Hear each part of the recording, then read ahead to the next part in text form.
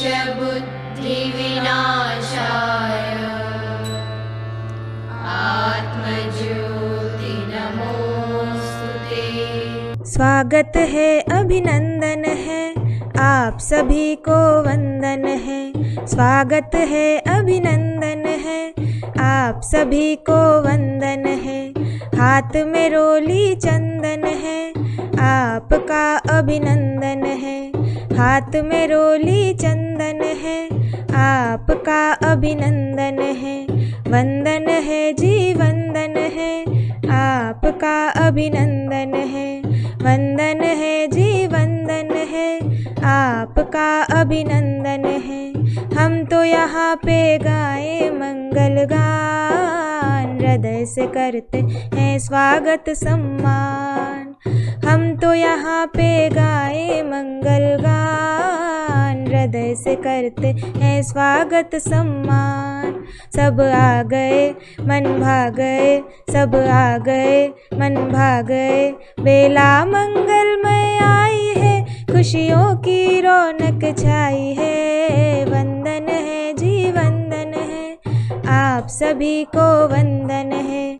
व्याप्तं येन चराचरं तत्पदं दर्शितं येन तस्मै श्रीगुरवे नमः। शंकरं शंकराचार्यं केशवं बादरायणं सूत्रभाष्यकृतौ वन्दे भगवन्तौ पुनः पुनः। ईश्वरो गुरुरात्मे मूर्तिभेदविभागिने व्योमवद्व्याप्तदेहाय श्री दक्षिणामूर्तये नमः। नर्मदा जी के विषय को लेकर के और एक चिंतन सत्र वहाँ रखा हुआ था, जिसमें आप स्वयं उपस्थित थे। अमरकंटक नर्मदा जी का उद्गम क्षेत्र है और उसके संभाग आयुक्त होने के नाते वहाँ के पूरे क्षेत्र की चिंता करने की जिम्मेदारी माननीय राजीव शर्मा जी की ओर। पर तब आश्चर्य ये है कि तब तक मुझे मालूम नहीं था कि आपका आदि शंकर के ऊपर भी विशेष अध्ययन, बल्कि विशेष अध्ययन ही नहीं तो उसके ऊपर आपने पुस्तक की रचना भी की है और मेरी अपेक्षा है कि वो पुस्तक मुझे निःशुल्क प्राप्त होगी। अब आदत पड़ गई है ना, देखा वो आदत है कि तो आदत के अनुसार मैं आपसे निवेदन तो कर ही सकता हूँ। और आनंद का विषय है कि आप आदि गुरु शंकराचार्य जी की जन्मस्थली श्री क्षेत्र कालड़ी से कल ही पधारे। वहां पर पिछले 5 दिन तक जो चिंतन सत्र आयोजित होता है, उस चिंतन सत्र में आप माननीय अतिथि के रूप में वहां पर आमंत्रित थे और आदि शंकर जी की परंपरा को जो लोग लेकर के एक ध्वज की समान लेकर पूरे देश में चलने का प्रयत्न कर रहे हैं, उनमें आदरणीय शर्मा जी का अग्रणी स्थान। आज इनका सारस्वत उद्बोधन हम सबको प्राप्त होने वाला है और परम पूज्य महाराज श्री को बालाघाट के लिए प्रस्थान करना है। इसलिए इस जन अभियान परिषद के द्वारा आयोजित इस संगोष्ठी में या इस उपक्रम में या भगवान के लिए, भगवान शंकराचार्य जी के प्रति अपने श्रद्धा सुमन व्यक्त करने के लिए और सनातन वैदिक धर्म को संरक्षित करने का जो महत् कार्य भगवान आदि शंकराचार्य जी ने किया, उसके प्रति, उनके प्रति आभार व्यक्त करने के लिए जो कार्यक्रम आयोजित किया गया है, इस कार्यक्रम का एक स्वाभाविक होस्ट होने के नाते मैं जन अभियान परिषद की ओर से आप सबका हार्दिक स्वागत भी करता हूं और आभार भी व्यक्त करता हूं। बोले भारत माता की जय, गंगा माता की जय, गो माता की जय, नर्मदा मैया की जय, भारत के संतों की जय, भारत के वीरों की जय, भारत के बलिदानियों की जय, भारत के त्यागी तपस्वियों की जय, भारत की सन्नारियों की जय और सब समवेत स्वर में हर हर महादेव बोलेंगे। हर हर महादेव। परंतु आदरणीय श्री शर्मा जी के साथ अभी मेरी चर्चा हो रही थी कि भारत की जो प्रौढ़ पीढ़ी है, उनको तो शंकराचार्य के बारे में बहुत कुछ जानकारी है, पर आज भारत की जो नवोदित पीढ़ी हमारे सामने आ रही है, यदि वे शंकराचार्य के व्यक्तित्व से, उनके कृतित्व से और उनके द्वारा जो वक्तृत्व हुआ है उस समय, अगर वो उससे अपरिचित होंगे तो कम से कम मध्य प्रदेश के ऊपर यह कलंक लग जाएगा, क्योंकि आदि शंकराचार्य को जो गुरु की उपलब्धि हुई है वो मध्य प्रदेश में नर्मदा के पावन तट पर हुई है और उस ज्योतिर्लिंग के समीप हुई है जो मध्य प्रदेश की पहचान बनाई। ओंकारेश्वर में गुरु की खोज में एक नन्हा बालक, जहाँ उनका जन्म हुआ, वहाँ से पद यात्रा करते हुए वो ओंकारेश्वर में आए और वहाँ उनको ज्ञात हुआ कि यहाँ एक संत तप कर रहे हैं। गोविंद पादाचार्य जी गुफा के अंदर साधना कर रहे थे और उस गुफा के सामने उनका जिज्ञासु शिष्य पहुंच गया। उन्होंने पूछा कि तुम कौन हो, तुम्हारी ध्वनि आ रही है? तो उन्होंने उत्तर दिया कि मुझे नहीं मालूम कि मैं कौन हूँ, और मैं इतना जानता हूँ कि जो मुझसे संवाद बना रहे हैं वो मेरे परम गुरुदेव हैं।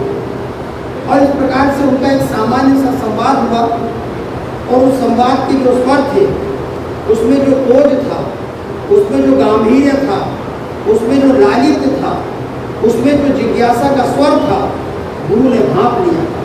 सामान्यतः शिष्य ही गुरु की खोज में जाता है, परंतु गुरु भी अपने योग्य शिष्य को खोजता है। और उन्होंने कहा कि जिसकी मुझे प्रतीक्षा थी वह स्वर मेरे सामने है, वह एक लघु काय वपु मेरे सामने खड़ा है, तुम गुफा के अंदर आ सकते हो। और उन्होंने अपने गुरु को नमन किया और गुरुदेव ने कहा कि तुमसे बहुत बड़ा कार्य होना है और मेरी जितनी तपश्चर्या है और तपश्चर्या की जितनी सात्विक ऊर्जा मेरे अंतःकरण में विराजमान है, मैं उस संपूर्ण ऊर्जा का प्रक्षेपण आपके ऊपर करता हूँ। इसी को हमारे यहाँ शास्त्र की भाषा में शक्तिपात कहा जाता है। गुरु गोविंद पादाचार्य जी ने अपने उस नन्हे शिष्य के ऊपर अपनी समग्र शक्ति का पाठ किया और उसका परिणाम तत्कालीन आर्यावर्त ने देखा। एक नन्हा सा बालक जिसके संबंध में कहा जाता है अष्टवर्षीय चतुर्वेदी, 8 वर्ष की आयु में जिसे चारों वेदों का सम्यक ज्ञान होता है, 12 सर्वशास्त्रविद, 12 वर्ष की आयु में जो सर्वशास्त्र निष्णात हो जाते हैं, 16 भाष्या, 16 वर्ष की आयु में जिन्होंने वेदों का भाष्य किया, उपनिषदों में भाष्य किया, प्रस्थानत्रयी लिखा, वह 63 कोई रखेगा। मात्र 32 वर्ष की आयु में ही जो चमत्कार पूरे विश्व को उन्होंने दिखाया अपने व्यक्तित्व से, अपने कृतित्व से। और इतना ही नहीं, आर्यावर्त के कोने कोने में केवल पद यात्रा के माध्यम से भ्रमण करते हुए उन्होंने तत्कालीन जो अनर्गल प्रलाप चल रहे थे, तत्कालीन जो मनगणंत देवी देवताओं की उपासना की जा रही थी, सनातन जीवन मूल्यों का निरंतर ह्रास हो रहा था और हमारी परंपरा का निरंतर क्षरण हो रहा था, उन्होंने उस दिशा में काम करने का प्रयत्न किया है। आदि जगत गुरु शंकराचार्य के उस व्यक्तित्व को जो मात्र 32 वर्ष की आयु में ही इस तरह से चला गया, हम उनके विविध पक्षों पर अगर चिंतन करें, अनेक प्रकार के शोध ग्रंथ उनके ऊपर लिखे गए हैं। मुझे याद आता है, मैं अपने गुरुदेव के साथ लंदन गया हुआ और लंदन में दक्षिण भारत के अनेक संत मुझे वहाँ मिले। वहाँ एक शहर है, हम उस शहर में गए थे, उसका नाम थोड़ा सा विस्मरण हो रहा है। वे सारे के सारे संत दक्षिण भारत से वहाँ आए। जब उनसे परिचय हुआ तो उन्होंने कहा कि हम आदि शंकराचार्य के संदेश को लेकर के और इस पूरे क्षेत्र में उनका प्रचार प्रसार करते हैं और उनके वेदांत ग्रंथों का पठन पाठन यहाँ कराते हैं। मुझे बहुत आनंद की अनुभूति हुई कि आदि शंकराचार्य का चिंतन केवल भारत की भौगोलिक सीमा में सिमटा हुआ नहीं है, अपितु वो सीमाओं को तोड़कर दिग दिगंत आज भी गूंज रहा है। आदि जगत गुरु शंकराचार्य के संबंध में एक बात और कही जाती है, तावत गर्जन शास्त्राणी जम्मुका विपिने यथा। जंगल में जैसे सियार गर्जना करते हैं और उनका कर्ण कर्कश स्वर कहीं न कहीं हमको भयभीत करता है और बड़ी तेजी के साथ वो स्वर उभरता है, तो लगता है कि जंगल में कोई घातक प्राणी है। और ये तभी तक गर्जना करते रहते हैं जब तक सिंह की गर्जना नहीं होती। और एक बार सिंह अगर गर्जना कर दे तो ये सारे सगाल चुप बैठते हैं। हमारे यहाँ शास्त्रों के संबंध में यही कहा गया है, तावत गर्जन्ति शास्त्राणि जम्बुकाः विपले यथा न गर्जति महाशक्तिर् यावत् वेदांत केसरी। जब तक वेदांत का केसरी, जब तक वेदांत का अद्वैत वेदांत का सिंह गर्जना नहीं करता, तब तक दुनिया के शास्त्र अपनी उपस्थिति दर्ज कराते हैं। इससे बड़ा चिंतन और क्या होगा, और इससे बड़ा आचार्य कौन होगा जिन्होंने ब्रह्म सत्यम जगन मिथ्या कहकर के जीवो ब्रह्मेण न पड़ा। ये जीव जो है हम सब के अंदर विराजमान जो चेतना, उसको जीव कह के पुकारते हैं। ये किसका अंश है? ये ब्रह्म का अंश है। और ब्रह्म का अंश होने के कारण जो अंशी के गुणधर्म हैं वही अंश में गुणधर्म आते हैं। इस दृष्टि से उन्होंने एकात्म भाव को पूरे विश्व में फैलाने का प्रयत्न किया है। आज जब पूरा भारत आतंक से जूझ रहा है, आतंक जैसी चुनौतियों के साथ जूझ रहा है, पूरे विश्व में आतंकवाद छाया है और इसके लिए दुनिया के लोग चिंतन कर रहे हैं। जो विकसित देश हैं वे भी इस दिशा में चिंतन कर रहे हैं और जो विकासशील राष्ट्र हैं वे भी इस दिशा में चिंतन कर रहे हैं कि आखिर इसका समाधान क्या होगा। तो उस समय हमें आदि शंकराचार्य का स्मरण होना चाहिए। उन्होंने कहा ये भाव जगाने की आवश्यकता है कि एक छोटी सी क्षुद्र पिपीलिका भी होगी और एक विशालकाय हाथी होगा, गज होगा। पिपीलिका से और गज के बीच में जितने जीव जंतु हैं, यदि उनकी वास्तविकता का बोध हमको आपको हो जाए कि सबके अंदर उसी परमात्मा का चैतन्य विराजमान है और ये एकात्म भाव यदि पूरे विश्व में फैलेगा आदि शंकराचार्य के नाम का स्मरण करते हुए, तो दुनिया से आतंकवाद रफू चक्कर हो सकता है। दुनिया में जितनी विस्फोटक सामग्री आज तैयार की जा रही है, जितने विस्फोटक आज फैलाने का प्रयत्न किया जा रहा है, यदि उन सबका समाधान हम ढूंढना चाहते हैं तो इस एकात्म पर्व के माध्यम से ढूंढ सकते हैं। आज जगत गुरु शंकराचार्य का मध्य प्रदेश की धरती पर 7 दिन तक लगातार जो स्मरण होगा, मैं इसे अनुस्मरण कहूँगा। इसके पूर्व हमने जन अभियान परिषद के नेतृत्व में, शासन के मुखिया के निर्देश में, पूज्य संत महात्माओं के नेतृत्व में जो 4 यात्राएं मध्य प्रदेश में निकाली थी, वो कृतज्ञता यात्रा थी कि हमारी इस पावन धरती पर दक्षिण में काडली नाम के गांव में जन्म लेने वाला अपनी मां की आज्ञा लेकर गुरु की खोज में मध्य प्रदेश की धरती तक आया और पवित्र नर्मदा की गोद में जिनको गुरु की उपलब्धि हुई और इस पवित्र धारा के तट पर गुरु ने जिन पे अपनी सारी आध्यात्मिक शक्ति का प्रक्षेप किया, वो मध्य प्रदेश की धरती धन्य है और उस मध्य प्रदेश में जन्म लेने वाले प्रत्येक व्यक्ति भूमिका का अनुभव है। मध्य प्रदेश के व्यक्तियों की जिम्मेदारी बनती है, 7.25 करोड़ लोगों की जिम्मेदारी बनती है कि उस आचार्य का विस्मरण नहीं होना चाहिए जिन्होंने नर्मदाष्टक लिख करके नर्मदा की महिमा को वैसे ही स्थापित किया जैसे उत्तर भारत में गंगा की महिमा स्थापित है और भारत की सरिताओं को उन्होंने आदि दैविक शक्ति के रूप में प्रणाम किया। हम आदि जगत गुरु शंकराचार्य का आज स्मरण कर रहे हैं। वैसे उनके बारे में कहने के लिए बहुत कुछ है, मैं आपको 10 घंटे तक यहाँ बिठा सकता हूँ, उनके भाष्यों के बारे में चर्चा कर सकता हूँ, उनके दर्शन के बारे में चर्चा कर सकता हूँ, उनके चिंतन के बारे में चर्चा कर सकता हूँ। विवेक चूड़ामणि जैसा उनका एक ग्रंथ है, उस विवेक चूड़ामणि जैसे ग्रंथ में गुरु की वंदना करने के बाद जिस पहले श्लोक का उन्होंने अपनी लेखनी से सृजन किया, वो श्लोक पढ़ने लायक जंतु नाम न जन्म दुर्लभम अतः पुष्पम ततो विप्रता तस्मात् वैदिक धर्म मार्ग परता विद्वत्तम अस्मात् परम आत्मानात्म विवेचनम स्वनुभवो ब्रह्मात्मना संस्कृतिर मुक्तिर्नो सत्कोटि जन्म सुकृतैः पुण्य बिना लभ्यते। जब परमात्मा की कृपा होती है, उनकी आहुति अहेतु की कृपा होती है, जन्म जन्मांतर कल्प कल्पांतर युग युगांतर का जब जीव का पुण्योदय होता है तब उसे ये मानव कलेवर प्राप्त होता है। ये मानव कलेवर व्यर्थ में बिताने के लिए नहीं है, ये अपने आप को समझने के लिए है। शंकराचार्य ने अपने ग्रंथों में, प्रक्रिया ग्रंथों में यही तो कहा, को हम का संसारा, मैं कौन हूँ, यह संसार क्या है और इस संसार में मेरे आने का प्रयोजन क्या है। इन सारी बातों को उन्होंने अपने भाष्य के माध्यम से और बड़ी सरलतम भाषा में, आपको संस्कृत ना आती हो लेकिन उनके उपनिषद ग्रंथों को उठाइए जिसमें उन्होंने भाष्य किया है, केवल पढ़ने का अभ्यास करिए। मेरे बचपन के मित्र जब हम पढ़ते थे ऋषिकेश हरिद्वार में, सामने बैठे हुए आचार्य श्री राधिका प्रसाद मिश्र जी, आप वहाँ दूसरे विद्यालय में पढ़ते थे, मैं दूसरे विद्यालय में, हम लोग आपस में मिलते थे, तब वहाँ कितना आनंद आता था। वहाँ रोज शिव महिम स्तोत्र पढ़ा जाता था गंगा के किनारे। वहाँ पर बड़े बड़े पूज्य आचार्य आते थे, उनके प्रवचन हम सुनते थे और आर्य शंकराचार्य के चिंतन को सुन करके हमको लगता है कि सचमुच हम इस पवित्र धरती पर आकर अपने आप के सौभाग्य की सराहना कर रहे हैं कि ये अवसर हमें मिला है कि हम आर्य शंकराचार्य सहित और जितने अद्वैत सिद्धांत के प्रतिपादक आचार्य हुए हैं, ये पीरियड इतना अच्छा चल रहा है। पिछले 4-5 दिनों से लगातार हम परशुराम जयंती मना रहे हैं, तो परशुराम जी के गुण गा रहे हैं। जहाँ हम शंकराचार्य की जयंती मना रहे हैं, कल हमने रामानुजाचार्य जी की भी जयंती मनाई है, हमने सूरदास जी की भी जयंती मनाई है। इन सब महापुरुषों ने उसी सिद्धांत को, उसी को फैलाया है जिसकी जरूरत पूरे विश्व को है। आज पूरे विश्व को अद्वैत का बोध कराने की आवश्यकता है। इसके लिए मध्य प्रदेश में ये जो जन अभियान परिषद के माध्यम से गांव-गांव अलग जगाने का काम किया जा रहा है, हम अपने महापुरुषों से अपरिचित होते चले जा रहे हैं।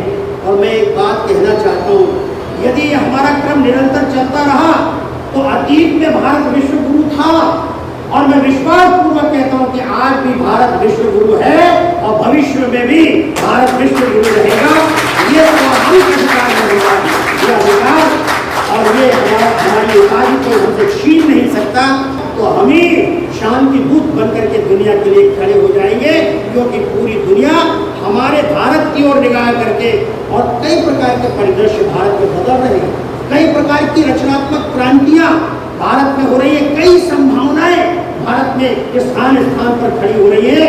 उन संभावनाओं का गला नहीं घुटना चाहिए, ये वर्तमान की सावधानी की आवश्यकता है। भारतीयता में, भारतीय दर्शन में जो कुछ भी श्रेष्ठ तत्व है, चाहे वह हमारा स्वाधीनता संग्राम हो या मुगलों से संघर्ष हो या आधुनिक जीवन पद्धति की सफलताएं हो, सभी में जबलपुर ने एक गौरवपूर्ण स्थान प्राप्त किया है। जब मैं यहाँ आपके समक्ष खड़ा हूँ तो मैं बहुत विनम्रता से एक निजी तथ्य आपके साथ बांटना चाहता हूँ कि मेरा जन्म जरूर चंबल घाटी में हुआ, लेकिन मेरी जीवन यात्रा जबलपुर में प्रारंभ हुई है। और जब मेरी पूज्य माँ ने मुझे ये बताया तो मुझे ये समझ में आया कि विधाता ने क्यों मेरे अंदर कोई ऐसा तत्व दिया है कि मेरे सेवा काल का 1/3 से ज्यादा हिस्सा जबलपुर के आसपास बीता। कि जब नरसिंहपुर, मंडला, सिवनी छोड़कर हर जगह मेरी प्रतिस्थापना हुई, छिंदवाड़ा, बालाघाट सारे जिलों में हुई।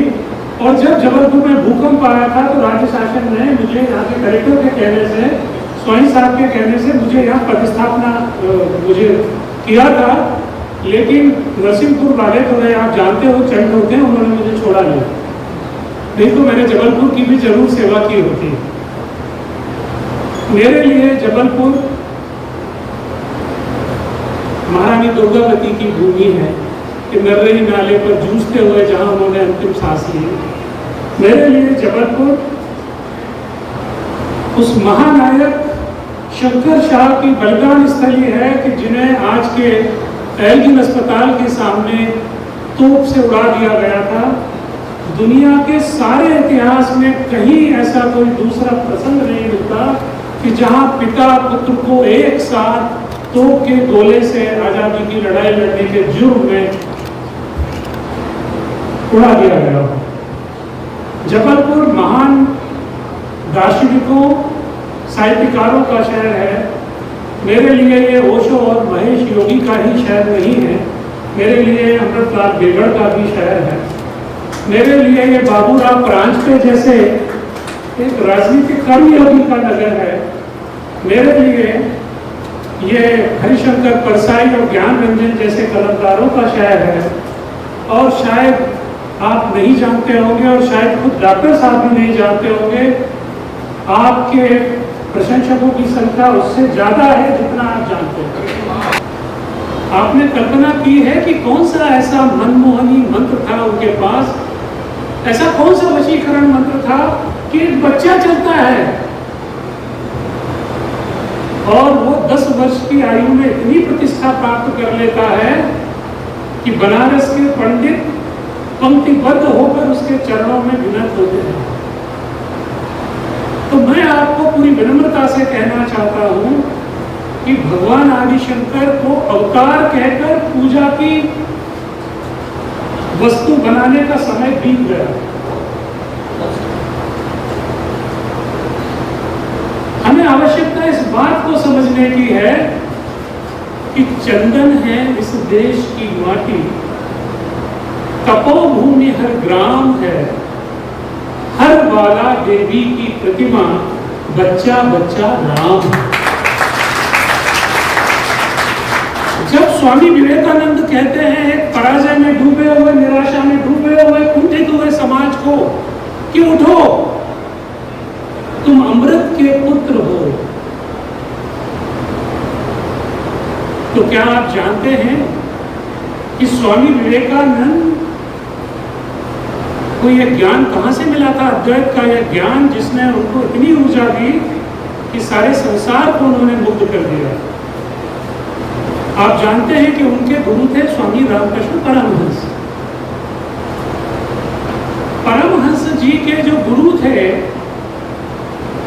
उन्होंने गुरु दीक्षा ली थी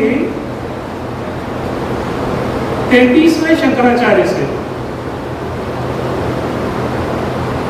और इस तरह से अद्वैत के तार, अगर हम एक टाइम मशीन में बैठकर अद्वैत की यात्रा करना चाहें तो बहुत दिलचस्प है कि हमारे लिए स्वामी विवेकानंद हैं अद्वैत के उद्घोषक हमारे समय के। स्वामी विवेकानंद से जब यात्रा करते हैं तो हम पहुंचते हैं भगवान आदिशंकर को। लेकिन जब भगवान आदिशंकर के घर तक पहुंचते हैं तो पता है वहां किसके दर्शन होते हैं?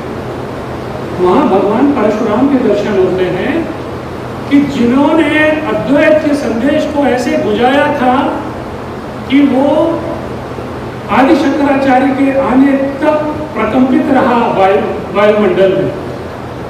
और जब हम भगवान परशुराम के भी पीछे जाने की कोशिश करते हैं तो हम त्रिदेव के अवतार भगवान दत्तात्रेय तक जाते हैं, जिन्होंने भगवान परशुराम को अद्वैत की शिक्षा दी थी। और जब हम दत्तात्रेय जी से पीछे जाने की चेष्टा करते हैं तब हम पाते हैं कि यह वेदांत तो वेदों से निकला है और हम उस लुटी पिटी सभ्यता के वंशज हैं जिनका सब कुछ छीन लिया गया है और उनको ऐसा मानसिक तिलिस्म में बांध दिया है, ऐसा मानसिक इंतजाल में बांध दिया है कि हम सब कुछ लुटाकर भी बहुत होश में हैं, मतलब बहुत खुश हैं, मदहोश हैं। हमारी भाव, भाषा, संस्कृति, आचार, विचार, भोजन, वेशभूषा, सबका सत्यानाश कर दिया गया और हमें उसका ज्ञान तक नहीं है, हमें समझ तक उस बात की नहीं है। दुनिया के इतिहास को नए तरीके से लिखे जाने की आवश्यकता है और भगवान आदिशंकर ने अपने युग में वेदांत के सहारे जिन चुनौतियों का सामना किया, आज का युवा भी उन्हीं चुनौतियों का सामना करने को विवश है। हम अखबार उठाते हुए डरते हैं कि पता नहीं कितनी शील भंग की सूचनाएं होंगी जिन्हें पढ़कर हमारा सर झुकेगा। पता नहीं कितनी आत्महत्या की दुखद खबरें होंगी और ये आत्महत्या पहले तो खाए पिए लोग करते थे, जीवन से अघाए हुए लोग करते थे। अब हमारी यात्रा वहां तक पहुंच गई है पश्चिम के असर में आकर कि 8 साल का बच्चा आत्महत्या कर लेता है, 12 साल का बच्चा आत्महत्या कर लेता है। घरों में जब हम बच्चे थे या आप जब बच्चे थे तो हम और आप अपने माता पिता से डरते थे, लेकिन जब हम माता पिता हुए हैं तो ये कड़वी सच्चाई है कि हम अपने बच्चों से डरते हैं। हम अपने बच्चों से डरते हैं कि कहीं ऐसा ना हो कि मैं इसकी गलती को गलती कह दूं और ये दिल पर ले ले और पता चले कि 2 घंटे बाद में पोस्टमार्टम घर के बाहर खड़ा गिड़गिड़ा रहा हूं कि बिना पोस्टमार्टम के मुझे लाश दे दी जाए। कभी कल्पना करके सोचिए कि एक ऐसा देश जिसके विदेशी आक्रामकों ने जब इस देश पर कब्जा करना चाहा तो उनके सामने इतनी विकट समस्या पैदा हुई कि मैकाले ने जो रिपोर्ट ब्रिटिश शासन के सामने प्रस्तुत की उसमें लिखा कि ऐसा विचित्र देश मैंने नहीं देखा, ऐसी विचित्र संस्कृति मैंने नहीं देखी। मैंने पूरे देश का भ्रमण किया, पूरे देश में एक आदमी मुझे भीख मांगते हुए नहीं मिला, एक आदमी मुझे असत्य बोलते हुए नहीं मिला। मैं दोहरा रहा हूं, मैकाले ने लिखा एक आदमी इस देश में असत्य बोलते हुए नहीं मिला, एक आदमी लालच करते हुए नहीं मिला। और ये देश विचित्र रूप से शासित है कि यहाँ दिल्ली में कौन शासन कर रहा है इससे बरेला के आदमी को, पनागर के आदमी को कोई फर्क ही नहीं पड़ता, क्योंकि सनातन धर्म संसार का सबसे प्राचीन प्रजातंत्र था। सनातन धर्म विश्व का प्राचीनतम लोकतंत्र था जिसमें हर एक को अपना मत रखने की स्वतंत्रता थी। हमारा राष्ट्र कभी भी राज्य आधारित नहीं था, राज्य से संचालित नहीं था। राजा को कुछ करना होता था तो वो समाज की सामने जाकर निवेदन करता था, समाज राजकृपा का आकांक्षी नहीं था। तो आक्रामकों के सामने समस्या यह थी कि ऐसे देश को कैसे निपटे। थोड़े दिन पहले मैं पढ़ रहा था कि अनिल अंबानी से, मुकेश अंबानी से किसी ने कहा कि भाई आपके शेयर के दाम इतने गिर गए, इतने 1000 करोड़ आपके कम हो गए, आप सोते कैसे हैं? तो मुकेश अंबानी ने कहा मेरे पास रहने खाने को है, इतना पर्याप्त है, शेष तो सब माया है। ये मुकेश अंबानी ने कहा। और अभी आप इस कार्यक्रम के बाद भारत के सबसे सुदूर ग्राम में चले जाइए जहां शायद सड़क ना पहुंची हो, और वहां के किसान को अगर कोई संकट पड़ेगा तो वो मुस्कुराकर सारी मुसीबतें पार कर ये बोलेगा ऐसा होता रहता है साहब, आप ज्यादा चिंता मत करो, ये तो माया है। कभी सोचा है आपने? संचारहीनता के इस युग में एक व्यक्ति का कहा एक वाक्य भारत के कण कण में इस तरह व्याप्त हो जाए कि लोगों की जीवन पद्धति का हिस्सा बन जाए कि उन्होंने शास्त्रार्थ में किसी को हराया नहीं, वो जीते और जीत करके उन्होंने सबको अपना लिया। यही उनकी महत्ता है। उनकी बहुत सारी बातें हैं कहने के लिए और कहानियाँ भी बहुत सारी हैं, परंतु वो बहुत लंबी कथा है। जैसा महाराज जी कह रहे थे कि मैं 10 घंटे तक बोल सकता हूँ, 2-3 घंटे तक तो मैं भी बोल सकता हूँ, परंतु फिर भी आज आप सब ने यहाँ उपस्थित होकर और इस चर्चा में सहभाग किया, आदि शंकर के प्रति अपनी श्रद्धा को एक बार फिर मजबूती के साथ स्थापित किया। आप सबके हृदय में विराजमान उस एकात्मवाद के, एकात्म पर्व के प्रणेता आदि शंकर के विचारधारा को प्रणाम करते हुए मैं आप सबको धन्यवाद देते हुए अपनी वाणी को